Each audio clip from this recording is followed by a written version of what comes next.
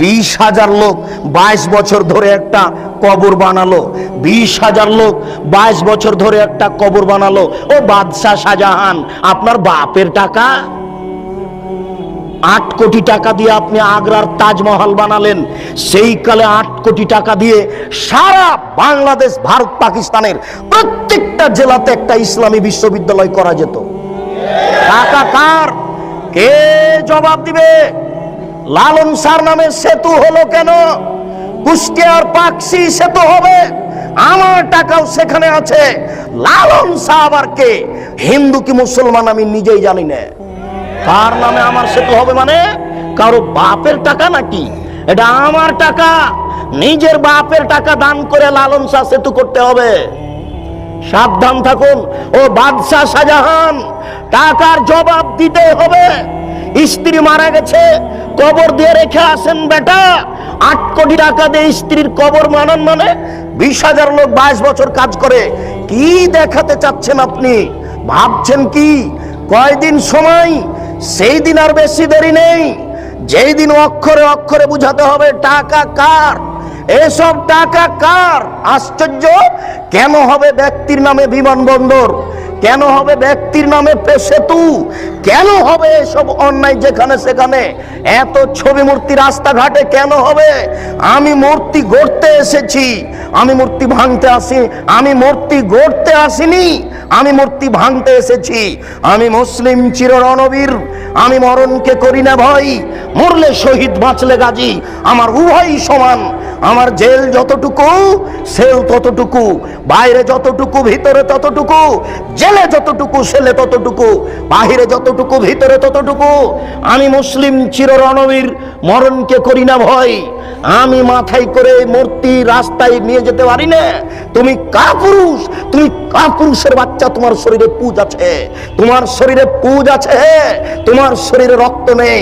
তোমার শরীরে যদি রক্ত থাকতো তাহলে এটা মুসলিম রক্ত, এটা হচ্ছে মুসলিম গোশত, এটা মুসলিম রক্ত, এটা মুসলিম গোশত, এটা হচ্ছে ইব্রাহিমের রক্ত। ইব্রাহিম আলাইহিস সালাম লাঠি মেরে ছবি মূর্তি ভেঙে চৌচির করেছেন। আমার নবী মুহাম্মদ সাল্লাল্লাহু আলাইহি ওয়াসাল্লাম লাঠি হাতে করে কাবা ঘরে ঢুকলেন, ঢুকে বলছেন জাল হক এসেছে সত্য, ওয়াজাহাকাল বাতিল চলে গেছে মিথ্যে। ইন্নাল বাতিলা নিশ্চয় মিথ্যে, কানা জাহুকা চিরদিন মিথ্যে। এই বলে লাঠি মেরে সব বাপের ছবি মূর্তিকে ভেঙে চৌচির করে দিলেন। আর আপনি কাপুর সন্তান, মাস্টার ডিগ্রি পাস ছেলে, আপনি কি করে রাস্তাঘাটে মূর্তি তৈরি করলেন? আপনি কি করে ঢাকা বিশ্ববিদ্যালয়ের মাঠে, রাজশাহী বিশ্ববিদ্যালয়ের মাঠে, যেখানে সেখানে মূর্তি তৈরি করলেন? আপনার শরীরে রক্ত নয়, ওগুলো পুজ আছে, ওগুলো হাসপাতালে গিয়ে বের করে ফেলেন। ওগুলো দিয়ে লাভ হবে না, এই বিদ্যা দিয়ে লাভ হবে না। সামাজিক কুসংস্কারে একবারে সমাজ পরিপূর্ণ হয়ে আছে, সামাজিক কুসংস্কারে সমাজ একবারে পরিপূর্ণ হয়ে আছে। আশ্চর্য! সারা বাংলাদেশের রাস্তাঘাটে ল্যাংটা মেয়েকে সাজিয়ে দিয়ে লাক্সাবান বিক্রি করা হচ্ছে। এটাই হচ্ছে জাহেলিয়াত। টিভিটা অন করলেই চলে আসে ল্যাংটা মেয়ে পাউডার বিক্রি করছে, এটাই হচ্ছে জাহেলিয়াত। টিভি অন করলে দেখা যায় নগ্ন মেয়ে চলে আসছে, দাঁতের মাজন বিক্রি করছে, এটাই হচ্ছে জাহেলিয়াত। আপনার এই টিনগুলিতে আছে ছবি মূর্তি গরুর, এটাই হচ্ছে জাহেলিয়াত। জায়নামাজে আছে কাবা ঘরের ছবি, এটাই হচ্ছে জাহেলিয়াত। মসজিদের মেহরাবের দুই দিকে লেখা, দুই দিকে আছে কাবা ঘরের টাইলস, এটাই হচ্ছে জাহেলিয়াত। মেহরাবের ডান দিকে আল্লাহ, বাম দিকে মোহাম্মদ, এটাই হচ্ছে জাহেলিয়াত।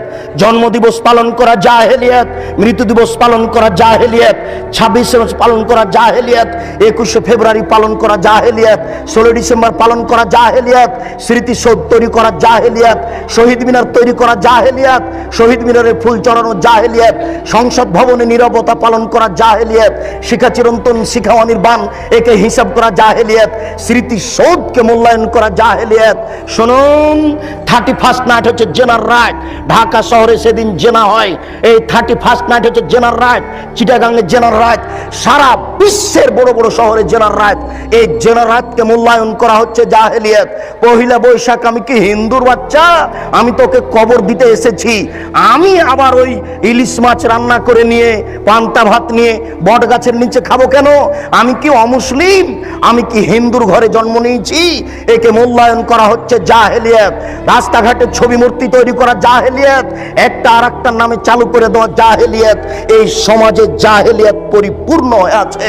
এগুলো হচ্ছে জাহেল নেতাদের কাজ। এবার আসেন একটু হুজুরের অবস্থা। হুজুরের অবস্থা বড় জটিল। সামাজিক জাহেলিয়াতের চেয়ে হুজুরের অবস্থা অনেক অনেক অনেক বেশি কঠিন। বুঝতে পারলাম না। আমার রাজশাহী নওদাপাড়া মাদ্রাসার পাশে লেখা আছে, নওদাপাড়া মাদ্রাসার পাশে দুইটা সাইনবোর্ড দেওয়া আছে যে ওরসে পাক আপনার ওই শাহচন্দ্রপুরী। সারা বাংলাদেশে যে ফেস্টন ব্যানার দেওয়া হয়েছে, এই সারা বাংলাদেশের ব্যানারের পিছনে কয়েক কোটি টাকা খরচ আছে। আপনাকে বুঝে নিতে হবে এটাই ধর্মের নামে জাহেলিয়াত। সারা বাংলাদেশের মাটিতে যেখানে সেখানে লেখা আছে বিশ্ব আশেক রাসূল সম্মেলন। কে করলো? মনে হচ্ছে যে রাতে রাতে হয়ে গেছে। দেওয়াল লিখতে কয়েক কোটি টাকা খরচ আছে। এটাই হচ্ছে জাহেলিয়াত। আশ্চর্য। গতকালকে 11টার পরে আমি হাজিদের এক সম্মেলনে নাটোরে বক্তব্য দিচ্ছিলাম। সব হাজি প্রায় 250-300 হবে, 300 জন প্রায় হাজি হবে উপস্থিত। আমাকে কিভাবে তারা দাওয়াত দিল আমিও বুঝতে পারলাম না। যাক, আমি তাদের সাথে কথা বলতে গিয়ে দুই একটা কথা পেশ করেছি। তার একটা কথা পেশ করেছি যে আমি 2007 সালে হজ সফরে গেছিলাম। তো আমি যখন ওই হাজি ক্যাম্পে ঢুকলাম তখন দেখছি ওখানে সবাই অজু করে গোসল করে পোশাক পরে 2 রাকাত নামাজ পড়ছে। আমার খুব কাছের সাথী ভাই আমার এই মোশাররফ ভাই বেরায়েত। আমি বলছি ব্যাপারটা কি, এরা এরকম কেন করছে? আবার ওখানে বলছে লাব্বাইক লাব্বাইক আল্লাহুম্মা লাব্বাইক লাব্বাইক লা শারিকা লাকা লাব্বাইক, এভাবে চিৎকার করছে। তখন আমি বললাম যে মোশাররফ ভাই কেমন কথা হলো, এদেরকে বলা যায় না। আরে তো ভারত বাংলাদেশ পাকিস্তানের জন্য এহরাম বাঁধার জায়গা হচ্ছে এলামলাম। যখন বিমানটা এলামলামের উপর দিয়ে পার হবে তখন বৈমানিকের পক্ষ থেকে লোক এসে বলবে আপনারা এহরাম বাঁধুন, আপনারা এহরাম বাঁধুন। তখন তাকে বলা শুরু করতে হবে লাব্বাইক উমরাতান। এই কথা বলে এই যে শুরু হবে লাব্বাইক আল্লাহুম্মা লাব্বাইক লাব্বাইক লা শারিকা লাকা লাব্বাইক ইন্নাল হামদা ওয়া নি'মাতা লাকা ওয়াল মুলক লা শারিকা লাক। এই যে চললো একাকার, যে যত পারে একবারে চিলিয়ে একাকার করে দিবে। আল্লাহ রাসূল এইভাবে অনুমতি দিয়েছেন। তো এখানে ঢাকা হাজি ক্যাম্পে যে হয়ে গেল এলামলাম, তখন আমি একজনকে বললাম যে ভাই এটা ঠিক নয়, এটা তো এলামলাম নয়। তখন বলছে আরে এটা তো ঢাকা হাজি ক্যাম্প, বাড়ি থেকে যদি বলি তবুও হবে। এখন তাকে কে বলবে যে আপনার যদি বাড়ি থেকেই চলে তো মোহাম্মদ সাল্লাল্লাহু আলাইহি সাল্লাম কি কলা করতে এসেছিলেন? উনি কি ছাই করতে এসেছিলেন? আপনারটাই যদি চলে তো উনি কেন আসলেন? আপনারটাই যদি চলে তো উনি কেন আসলেন? তার কি দাম, তার কি মূল্যায়ন? আশ্চর্য। জোর করে ধর্ম মানছেন, অসম্ভব হতে পারে না। এটাই জাহেলিয়াত। সারা বাংলাদেশে যে সব দেওয়ানবাগি চলছে এটাই হচ্ছে জাহেলিয়াত। শুনুন, এই দেশের মাটিতে যে আপনার চলছে ওই চিশতিয়া নকশবন্দিয়ে মুজাদ্দিদিয়ে এই সব তরিকা জাহেলিয়াত। 1980 সালের জরিপে এই দেশের মাটিতে 2,98,000 পীর আছে। সব পীরের সব তরিকা হচ্ছে জাহেলিয়াত। এই মাইজ ভান্ডারি হচ্ছে জাহেলিয়াত। আশ্চর্য, নারী পুরুষ একাকার হয়ে জিকির করছে। সেই দিন আমরা গেছিলাম নরসিংদী, এটা নজরপুরা নরসিংদী নাকি, নজরপুরা একটা গ্রামে গেছিলাম নরসিংদী। তো আমরা নজরপুরা থেকে বক্তব্য দিয়ে আসলাম, পাশে গান বাজনা দিয়ে বাদ্যযন্ত্র দিয়ে নারীর বক্তব্য চলছে। নারীর বক্তব্য, নারী গাজাল করছে, বক্তব্য দিচ্ছে, বাদ্যযন্ত্র চলছে। আরে সংসদ ভবনের মমতাজ বেগম ডুবি তবলা দিয়ে জিকির করে। আশ্চর্য। আর কোরআন নাকি 30 পারা নয় 90 পারা। 30 পারা হচ্ছে জাহেরি আর 60 পারা হচ্ছে বাতেনি। এরই নাম হচ্ছে ধর্মীয় জাহেলিয়াত। একে ঠেকাবে কে? এই জন্য আপনাকে বলি এই হিফজখানা বন্ধ করতে হবে। যেখানে কোরআন হাদিস শিক্ষার ব্যবস্থা আছে সেখানে হিফজখানা খুলতে হবে। এই ছেলেটাকে আপনি কেন হাফেজ করলেন? এর বয়স হচ্ছে 16 বছর, মাথায় একটা উঁচু টুপি দিয়েছে, তার উপর একটা রুমাল দিয়ে মানুষের বাড়িতে মিলাদ করে বেড়াচ্ছে, কোরআন মাজিদ পড়ছে আর ভালো কিছু খাবার দিচ্ছে, 200 টাকা পকেটে দিয়েছে, একবারে খুশি হয়ে গেছে, চিৎকার করে আমার বাপের নামে দোয়া করে চলে আসলো। এ জাতির কি করতে পারে? যে চলিসা করে বেড়াই, যে কুলখানি করে বেড়াই, যে মানুষের দোকান করে আপনার উদ্বোধন করে কোরআন মাজিদ পড়ে, যে মানুষের বাড়ি উদ্বোধন করে কোরআন মাজিদ পড়ে, সেই হাফেজ দিয়ে কি হবে? সেই হিফজখানা বন্ধ করতে হবে। এই সামাজিক জাহেলিয়াত, এই ধর্মীয় জাহেলিয়াতের জন্য এই 3 নম্বর শ্রেণীর ছেলে দেওয়া হবে না। একেবারে বলিষ্ঠ কণ্ঠের, একেবারে নির্ভীক সেনা, যার অন্তরে কোনো ভয় ভীতি থাকবে না, যার বিদ্যের সামনে পৃথিবীর কোনো বিদ্যা টিকবে না। জাকির নায়কের মতো পৃথিবীর কোনো বিদ্যা তার সামনে টিকবে না, এবং নির্ভীক সেনা হবে। আমি মুসলিম চির রণবীর, মরণকে করি না ভয়, মরলে শহীদ বাঁচলে গাজী। এই কণ্ঠ নিয়ে যে মাঠে নামবে, সেই জাতির উপকার করতে পারে, সেই এই সামাজিক কুসংস্কার বন্ধ করতে পারে, সেই এই ধর্মীয় কুসংস্কার বন্ধ করতে পারে। তাছাড়া এইসব হাফেজ দিয়ে কাজ হবে না। এ তো মানুষের দোকান উদ্বোধন করে, এ তো মানুষের বাড়ি উদ্বোধন করে, এর দ্বারা শরীয়তের কি আশা করা যেতে পারে? শুনুন, ওই পশ্চিম দিকে গাধাতে ইট বহে, গাধাতে কি বহে? ইট বহে। ভ্যান যেখানে যেতে পারে না, গাধা সেখানে যেতে পারে। অনেকগুলি ইট আপনি গাধার উপরে চাপিয়ে দিয়েছেন, এরপরে যেখানে নামাতে হবে সেখানে গাধা চলে গেল। এবার আপনি কি করেছেন? আপনি বইয়ের দোকানদার, অনেকগুলি কোরআন মাজিদ তার উপরে তুলে দিয়েছেন, ও চলে গেল আপনার কোরআনের দোকানে। তো গাধা কি জানতে পারলো যে এখন কোরআন না ইট? ও তো জানতে পারলো না যে আমার পিঠে কোরআন আছে না ইট আছে। তো যেই ব্যক্তি শুধু কোরআন মুখস্থ করলো, দাওয়াত খেয়ে বেড়ালো, এ তো বুঝতে পারলো না যে কোরআন, এই কোরআনের ভিতরে আছে জাল হক এসেছে সত্য, ওয়াজাহাকাল বাতিল চলে গেছে মিথ্যে, ইন্নাল বাতিলা নিশ্চয় মিথ্যে, কানা জাহুকা।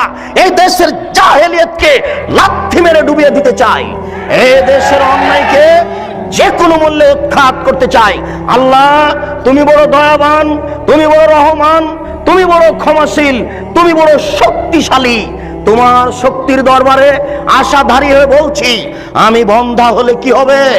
আমার স্ত্রী বন্ধা হলে কি হবে? আমার বয়স 80 হয়েছে, তাতে কি হবে? আমার স্ত্রী বন্ধা হলে কি হবে? এমন একটি ছেলে তুমি দান করো, যেই ছেলে এরকম বিদ্যা অর্জন করবে এবং যে কোনো অন্যায়ের বিরুদ্ধে লড়ে পড়বে, জেল সুলি ফাঁসির 5 পয়সা দাম দিবে না। এরকম ছেলে একটা তোমার দরবারে দাবি রেখে সামনের দিকে আগাচ্ছি। আলেমদের অবস্থা, আনাস রাদিয়াল্লাহু তাআলা আনহু বলেন, রাসূল সাল্লাল্লাহু আলাইহি ওয়াসাল্লাম বললেন, রাআইতু লাইলাতান উসরিয়া বি, আমি এক রাতে একদা আমি নিজেকে দেখলাম জিবরাইল আমাকে উপর দিকে নিয়ে চলে যাচ্ছেন। আমাদের নবী বলছেন, জিবরাইল একদা আমাকে উপর দিকে নিয়ে চলে যাচ্ছেন, যেতে যেতে দেখি অনেক মানুষ, তুকরাজো সাফাহুম বিমাকারে জামিনান্নার, যাদের ঠোঁট এবং জিহ্বাকে আগুনের কেঁচি দিয়ে কেটে দেওয়া হচ্ছে। আমি বললাম, জিবরাইল মান হাউলায়, এরা কারা? হায় হায়, যাদের ঠোঁট এবং জিহ্বাকে আগুনের কেঁচি দিয়ে কেটে দেওয়া হচ্ছে, এরা কারা? তখন জিবরাইল আলাইহিস সালাম বললেন, হাউলায়ে খুতুবাউ মিন উম্মাতিক, এরা হচ্ছে আপনার উম্মতের বক্তা, যারা বক্তৃতা করে বেড়ায়, তাদের ঠোঁট এবং জিহ্বাকে আগুনের কেঁচি দিয়ে কেটে দেওয়া হচ্ছে। বারবার বলছে কোরআন শরীফ, অথচ কোরআন শরীফ হবে না, কি হবে? কোরআন মাজিদ। তাহলে বক্তা দিয়ে কি হতে পারে? কোরআন মাজিদের শেষে যে দোয়া আছে 1 পৃষ্ঠা, সেটাও মানুষ রচিত। তাহলে আলিম দিয়ে কি হতে পারে? কোরআন তেলাওয়াত শেষে সাদাকাল্লাহুল আজিম বললে এই আলেম দিয়ে কি হতে পারে? যে ব্যক্তি মানুষের মতামতকেই বলে চূড়ান্ত, সেই ব্যক্তি দিয়ে কি হতে পারে? আল্লাহ রাসূল বলছেন, আমি দুনিয়া থেকে চলে গেলাম, দুটি জিনিস রেখে গেলাম, কোরআন এবং আমার হাদিস। কি করে ব্যক্তির কথা এখানে আসতে পারে? বড় হুজুরের কথা কি করে আসতে পারে? পীর সাহেবের কথা কি করে আসতে পারে? বুজুর্গানের দিনের কথা কি করে আসতে পারে? পৃথিবীর কোনো মানুষের কথা গ্রহণীয় হবে না, শুধুমাত্র একজন মানুষের কথা গ্রহণীয় হবে, যার নাম মুহাম্মদ সাল্লাল্লাহু আলাইহি সাল্লাম। তিনি বলছেন, শোনো, লাউ কানা মূসা হাইয়ান, আজ যদি মূসা আলাইহিস সালাম জীবিত হন, পীর সাহেব তো দূরের কথা, বড় হুজুর তো দূরের কথা, বুজুর্গানে দিন তো দূরের কথা, এখন যদি মূসা আলাইহিস সালাম জীবিত হন, তারাক্তুমুনি, যদি তোমরা আমাকে ছেড়ে দাও, লাত্তাবাতুমুহ, আর তোমরা যদি মূসাকে গ্রহণ করো, তাহলে তোমরা লাসলালতুম, ভ্রান্ত হয়ে যাবে, তোমাদেরকে জাহান্নামে যেতে হবে। তোমার পীর সাহেব তো দূরের কথা, বুজুর্গানে দিন তো দূরের কথা, এখন যদি মূসা আলাইহিস সালাম জীবিত হন, মূসা, আর তোমরা যদি আমাকে ছেড়ে দিয়ে মূসাকে মানো, তাহলে তোমাদের সবাইকে জাহান্নামে যেতে হবে, কেউ টিকতে পারবে না। তাহলে আপনার পীর সাহেব, বুজুর্গানে দিন কোনো ব্যক্তির এখানে প্রশ্নে আসে না, মাত্র একজন মানুষের কথা চলবে, যার নাম মুহাম্মদ সাল্লাল্লাহু আলাইহি সাল্লাম। ওসামা ইবনে যায়েদ রাদিয়াল্লাহু তাআলা আনহু বলেন, রাসূল সাল্লাল্লাহু আলাইহি সাল্লাম বলেন, ইজা ইয়াউমাল কিয়ামা বিরাজুলিন ইউলকা ফিন্নার, বিচারের মাঠে একজন লোককে নিয়ে যাওয়া হবে, এরপরে জাহান্নামে নিক্ষেপ করা হবে। তান্দালে কাকতা বহু ফিন্নারে, সেই ব্যক্তি জাহান্নামে যাওয়ার সাথে সাথে নাড়ি ভুঁড়ি তার বের হয়ে ঝুলতে থাকবে। ওয়াথানু ফিহা কাতাহানিল হিমারে বেরাহাহু, ও তার নাড়ি ভুঁড়ির চতুর্দিকে ঘুরতে থাকবে জাহান্নামে, যেইভাবে গাধা তার রাহাটের চতুর্দিকে ঘুরতে থাকে। এই কথা আপনি ভালোভাবে বুঝতে পারবেন না। গরুর পায়ে ধান মারা দেখেছেন কি? গরু যেমন ধানের উপরে ঘুরে, ওইভাবে মাওলানা সাহেব তার নাড়ি ভুঁড়ির চতুর্দিকে ঘুরবে। ফায়াজতামু আলাইহি আহলুন নার, জাহান্নামীরা সেখানে জমা হয়ে বলবে, মালাক, হুজুর কি খবর? হুজুর আপনার অবস্থা কেন এইরূপ? তা'মুরুনা বিল মারুফ ওয়া তানহাউনা আনিল মুনকার, আপনি তো আমাদেরকে ভালো কাজের আদেশ করছিলেন, মন্দ কাজের নিষেধ করছিলেন, তা আপনি কেন জাহান্নামে? আপনার অবস্থা কেন এইরূপ? তখন মাওলানা সাহেব বলবেন, কি বলি, আমরুকুম বিল মারুফ ওয়া লা আতিহি, আমি ভালো বলেছি, ভালো করিনি যে। ওয়া আনহাকু আনিল মুনকার ওয়া আতিহি, আমি মন্দ থেকে নিষেধ করেছি আর নিজেই মন্দ করেছি। চুক্তি ছাড়া হুজুরের বক্তব্য চলে না। হুজুর বক্তব্য এখানে ঠিকই দেন, আর মেয়ে ঠিকই ঢাকা বিশ্ববিদ্যালয়ে পড়ে ফতোয়া গায়ে দিয়ে। আরে 4 মাসের চিল্লাই চলে গেছে হুজুর গো, আহাল পরিবার কার হাতে জিম্মে দিয়ে চলে গেছে। স্ত্রী ঠিকই নগ্ন হয়ে ঘুরে বেড়াচ্ছে, মেয়ে ঠিকই কলেজের মাঠে ঘুরছে, আবার উনি লন্ডনে গিয়ে তাসবি টিপছে। দেখেন আশ্চর্য ধর্ম। আপনি এদেশের নেতা নেত্রীর ধর্ম দেখে অবাক হচ্ছেন, আপনি দেখেন হুজুরের ধর্ম আশ্চর্য। আমরা নেতা নেত্রীর ধর্ম দেখে আশ্চর্য হই যে নেতা নেত্রী কবরের পাশে দাঁড়িয়ে হাত তুলে দোয়া করছে। আরে নেতা নেত্রী নারী পুরুষ তো আছে আছে, হিন্দু হাত তুলে আছে। তাহলে ধর্মকে মজাক করা হচ্ছে। এটা ধর্ম কিছু না, একটা হাতের ময়লা, এটা নিজের ব্যাপার। ঠিক নেতা নেত্রীর যেমন নিজের ব্যাপার, এই চিল্লার হুজুরের তেমন নিজের ব্যাপার। ওইখানে গিয়ে তাসবি টিপে আর এইখানে মেয়ে বিশ্ববিদ্যালয়ে পড়ে। আশ্চর্য। আল্লাহ রাসূল বলছেন যে তোমার উপরে তোমার স্ত্রীর 5টা জিনিস রাখলাম। এই শোনো, তোমার উপরে তোমার স্ত্রীর 5টা জিনিস রাখলাম। 1, যে মানের খাচ্ছ সে মানের খাওয়াবা।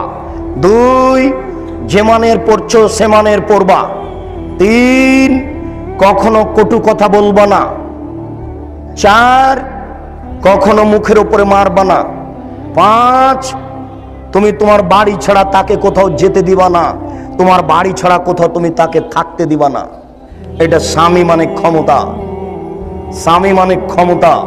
চাচির বাড়ি যেতে পাবে না, খালার বাড়ি যেতে পাবে না, ফুফুর বাড়ি যেতে পাবে না, মায়ের বাড়ি যেতে পাবে না।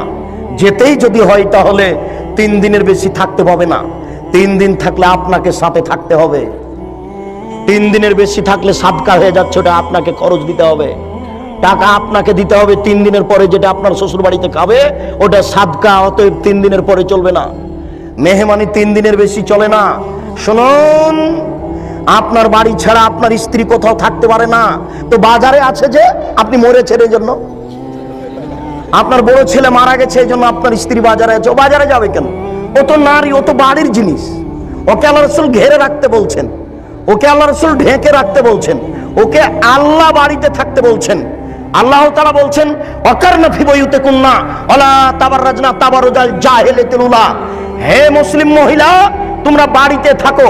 বন্যতার যুগে, বর্বরতার যুগে, অসভ্যতার যুগে নারীরা যেভাবে প্রদর্শনী দিয়ে চলতো সেভাবে তোমরা চলো না। এটাই হচ্ছে বন্যতা, এটাই হচ্ছে বর্বরতা, এটাই হচ্ছে অসভ্যতা। অতএব আপনি বাড়ি রেখে কোথায় যাবেন? পাঁচটা জিনিস আপনার উপরে জরুরি জিম্মেদারি। আপনি বাড়ি থেকে চলে যাচ্ছেন, এটা হচ্ছে আলেম মানুষ হিসেবে আপনার একটা দুর্গতি আসার প্রমাণ। শুনুন, আবু হুরায়রা রাদিয়াল্লাহু তাআলা আনহু বলেন, অন্য এক বর্ণনায় সামরা ইবনে জুনদুব রাদিয়াল্লাহু তাআলা আনহু বলেন, আল্লাহর নবী বলছেন আমার দুই হাত ধরে জিবরাইল এবং মেকাইল টেনে নিয়ে যেতে লাগলেন। যেতে যেতে দেখি একটা লোক এইভাবে চিথে শুয়ে রয়েছে, পাশে একটা লোক দাঁড়িয়ে আছে, তার হাতে একটা বড় পাথর রয়েছে।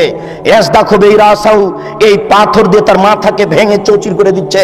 ফাইজা জারাবাহু তাদাদাহাল হাজারো ফান্তালাকা ইলাইহি, মারার সাথে সাথে মাথা ফেটে একবারে চৌচির হয়ে যাচ্ছে আর পাথরটা ছিটকে দূরে চলে যাচ্ছে। এই লোকটি আবার পাথর আনতে যাচ্ছে, পাথর আনতে না আনতেই মাথা ঠিক হয়ে গেছে, আবার মারে, আবার চৌচির হয়, পাথর দূরে চলে যায়।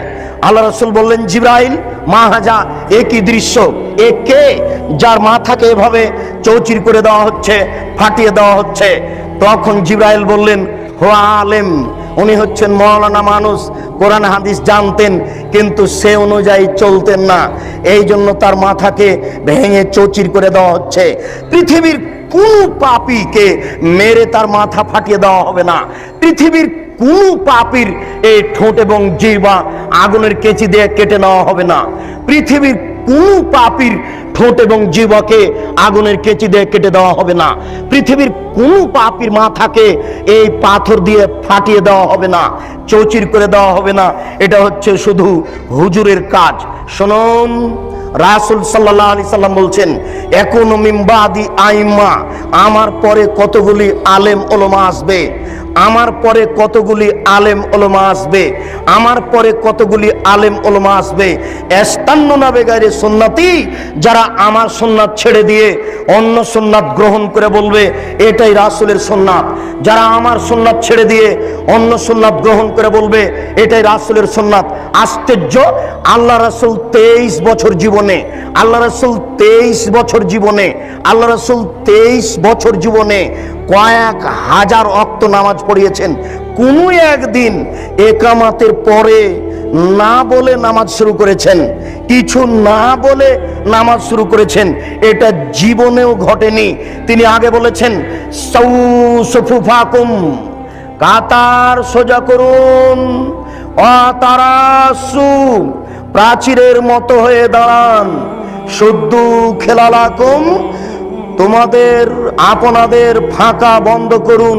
ওই যে আমি দেখতে পাচ্ছি, ওই যে দুইজনের ফাঁকা দিয়ে শয়তান ছাগলের বাচ্চার মতো প্রবেশ করছে, ওই যে আমি দেখতে পাচ্ছি দুইজনের ফাঁকা দিয়ে শয়তান ছাগলের বাচ্চার মতো প্রবেশ করছে।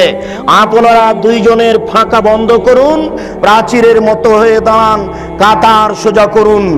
মান সাদ্দা ফুরজাতান বানাল্লাহু লাহু বাইতান ফিল জান্নাহ, কেউ যদি দুইজনের ফাঁকা বন্ধ করে তাহলে আল্লাহ তার জন্য জান্নাতে ঘর বানাবেন, তাহলে আল্লাহ তার জন্য জান্নাতে ঘর বানাবেন।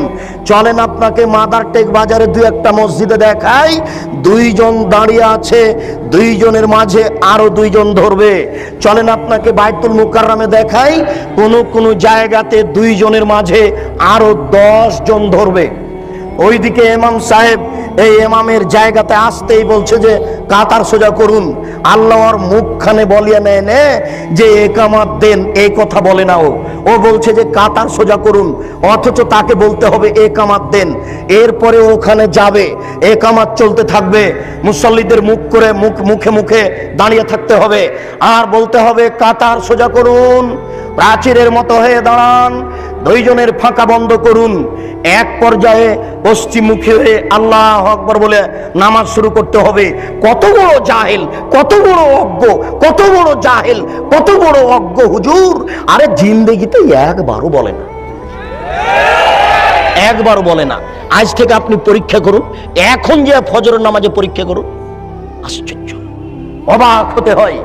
আল্লাহ রাসূল বলছেন, থামের ভিতরে দাঁড়াবা না, লাইনের যেন বিচ্ছিন্নতা না আসে। থামের ভিতরে দাঁড়াবেন না, পায়ার মাঝে দাঁড়াবেন না, যেন কাতারের ভিতরে বিচ্ছিন্নতা না আসে। কেউ যদি ওই পায়ার মাঝামাঝিতে দাঁড়িয়ে গেছে, তখন সাহাবীগণ তাকে ধাক্কা দিয়ে আগে এবং পিছে করে দিয়েছেন। ওরে হুজুর, কত বড় জাহেল! ওই কাতারের মাঝে এইভাবে রেখেছে জুতা স্যান্ডেলের বাক্স। দেখেন আপনি এই বাজারে, এই শহরে কত মসজিদ এইভাবে আছে। আল্লাহর নবী বলছেন, এক শ্রেণীর মাওলানা আলেম ওলামা বের হবে, যারা আমার সুন্নাত ছেড়ে দিয়ে অন্য সুন্নাত ধরে বলবেন এটাই রাসূলের সুন্নাত। লাখো সুন্নাতকে তারা কবর দিচ্ছে, যেটা রাসূলের নয়। রাসূলের যেটা আছে সেটাকে কবর দিয়ে অন্য একটা বানিয়ে চলেছে। আশ্চর্য! আপনাকে একটু বলতে হয়, আশ্চর্য আপনাকে একটু বলতে হয়, আমাদের নবী বৃহস্পতিবার এবং সোমবার রোজা থাকতেন। কেন জানেন?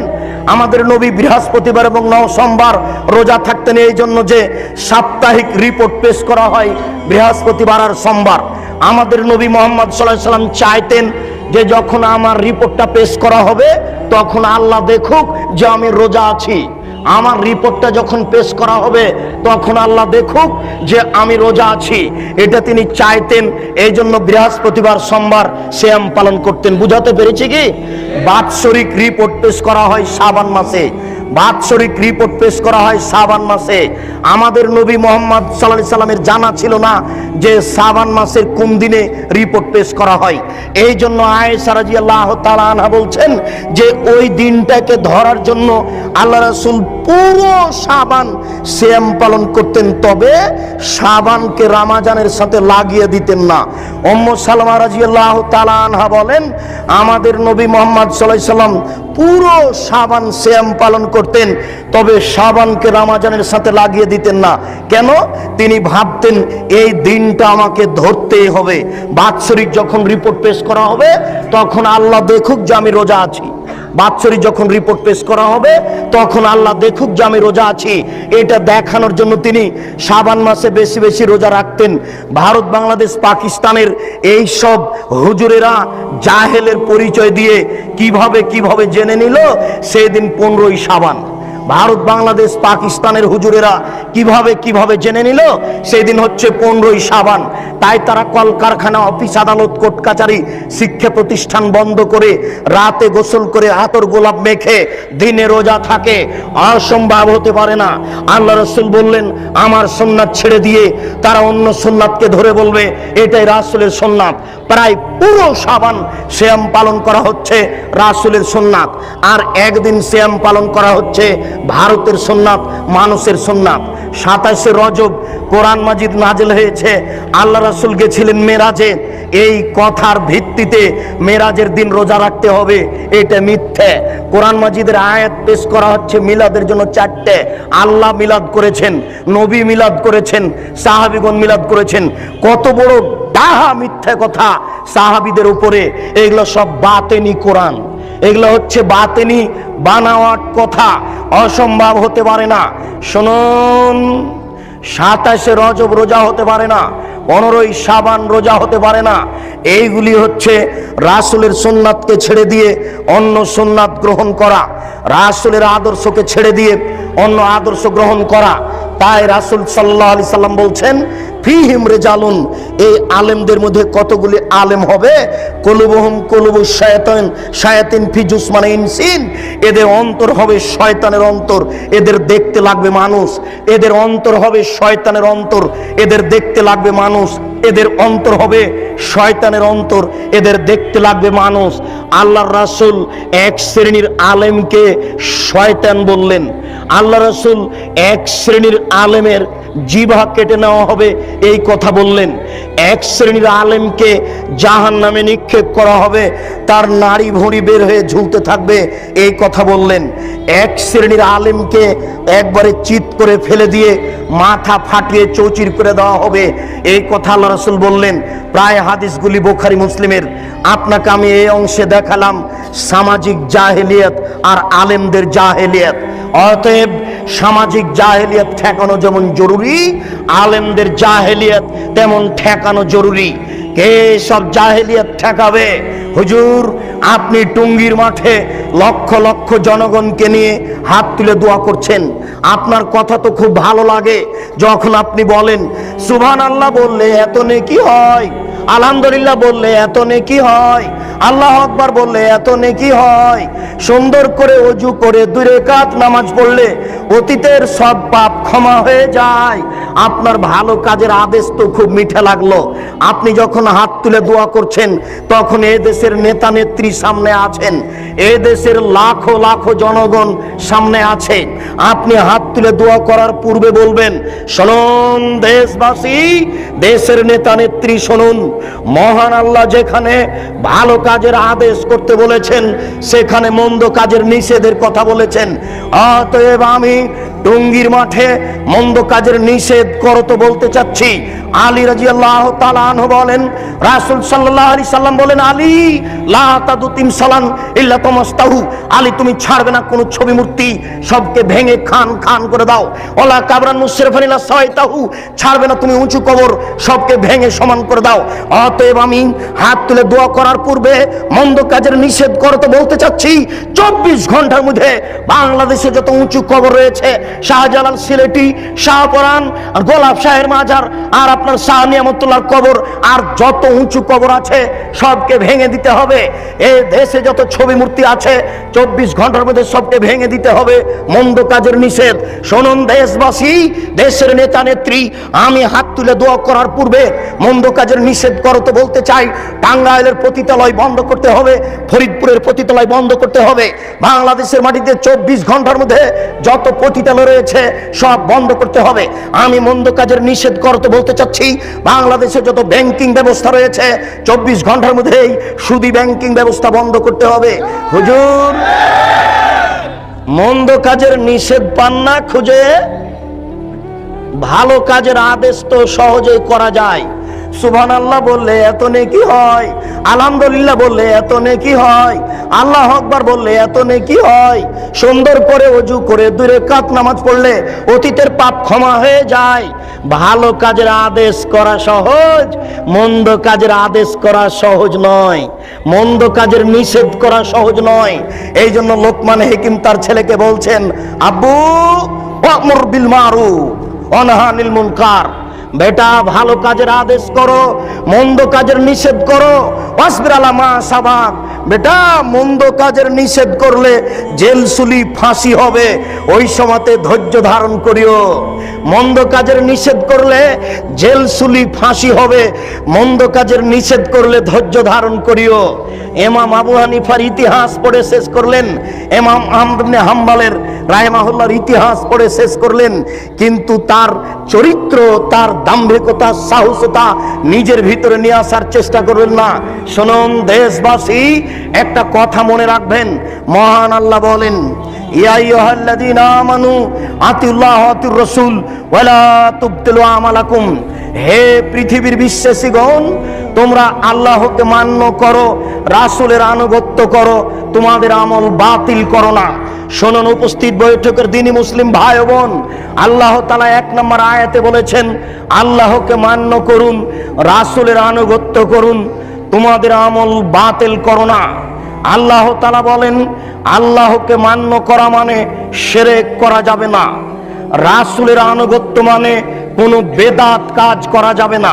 মানুষ যদি আল্লাহকে মান্য না করে শিরক করে, মানুষ যদি রাসূলের আনুগত্য না করে বিদআত করে, তাহলে তার আমল বাতিল হবে। শিরক করলে অতীতের নেকি নষ্ট হয়ে যায়, আল্লাহকে অপমান করা হয়, আল্লাহকে হেয় তুচ্ছ করা হয়। শিরক করলে অতীতের নেকি নষ্ট হয়ে যায়, আল্লাহকে অপমান করা হয়, আল্লাহকে হেয় তুচ্ছ করা হয়।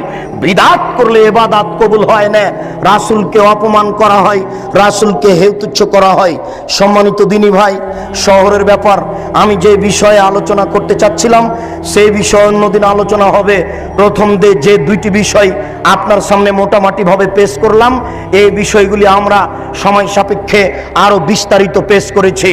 সেইগুলো ইন্টারনেটের মাধ্যমে এবং অন্যান্য মোবাইলের মাধ্যমে বা ইসলামিক টিভিতে সপ্তাহে একদিন মঙ্গলবার আর পিস টিভিতে সপ্তাহে 3 দিন, এইসব দিনগুলিতে এই বিষয়গুলি বিস্তারিত জেনে নেওয়ার চেষ্টা করুন। এই দাওয়াত দিয়ে আজকের সংক্ষিপ্ত আলোচনা এখানেই শেষ করো তো বলছি। আল্লাহ, আমাদের যারা মারা গেছে তুমি তাদের কবরের শাস্তি মাফ করো। আমরা যারা অসুস্থ তাদের তুমি আরোগ্য দান করো। আমরা যারা বেঁচে আছি তুমি তাদেরকে তোমার রাসূলের পদ্ধতি অনুযায়ী চলার তৌফিক দান করো।